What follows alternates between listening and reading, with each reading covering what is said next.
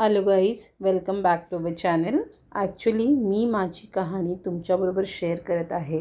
मी social मीडियावर आहे, काही रील्स बनवते, ब्लॉग्स बनवते. हे माझ्या सगळ्या फॅमिलीला माहीत आहे आणि त्यांनाही खूप आवडतात माझे रील्स, माझे ब्लॉग्स. माझ्या बहिणी आणि भाऊ खूप मला सपोर्ट करतात आणि माझ्या बहिणींचे हजबंडसुद्धा, त्यांनाही काहीच प्रॉब्लेम नाही आहे मी सोशल मीडियावर आहे. आणि असे काही विचित्र रिलेटिव्स आहेत, त्यांना खूप माझ्या रील्सबद्दल प्रॉब्लेम्स आहेत आणि ते रिलेटिव्स खूप दूरदूरचे आहेत. म्हणजे माझ्यासाठी ते काहीच मॅटर करत नाही. मी ठरवलं आहे की माझी कहाणी मी तुमच्याबरोबर शेअर करेन.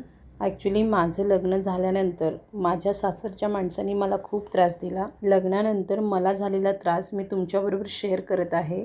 तर हे व्लॉग्स माझे सिस्टर्ससुद्धा बघणार आहेत आणि त्यांना खूप त्रास होणार आहे हे मला माहीत आहे. आणि या जगात कोणत्याच आईवडिलांना आणि भावंडांना आपल्या मुलीला सासरी खूप त्रास होत आहे हे ऐकण्यासाठी कोणालाच आवडणार नाही. मला सासरची माणसं लग्नानंतर खूप त्रास द्यायची. हे मी माझ्या आईला, माझ्या भावंडांना आधी काहीच सांगितलं नव्हतं.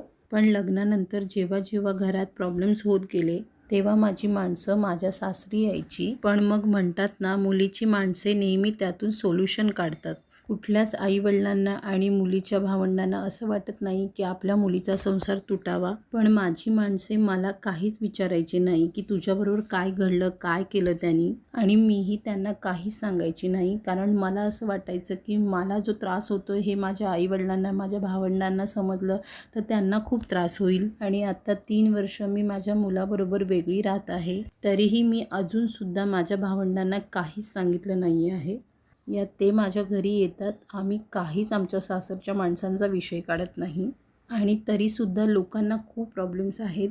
म्हणजे सासरच्या माणसाने एखाद्या मुलीचं घर तोडायचं, तिच्या नवऱ्याला तिच्यापासून दूर करायचं, तिच्या मुलाला बापापासून दूर करायचं. आणि तिथे सासरी काय झालं, ती मुलगी एकटी का राहते, ती मुलगी आपल्या नवऱ्याला सोडून एकटी मुलाला का सांभाळते, याचा विचार ते करत नाही. आणि दुसऱ्यांच्या मुलींना बदनाम करून अशी लोकं मोकळे होतात.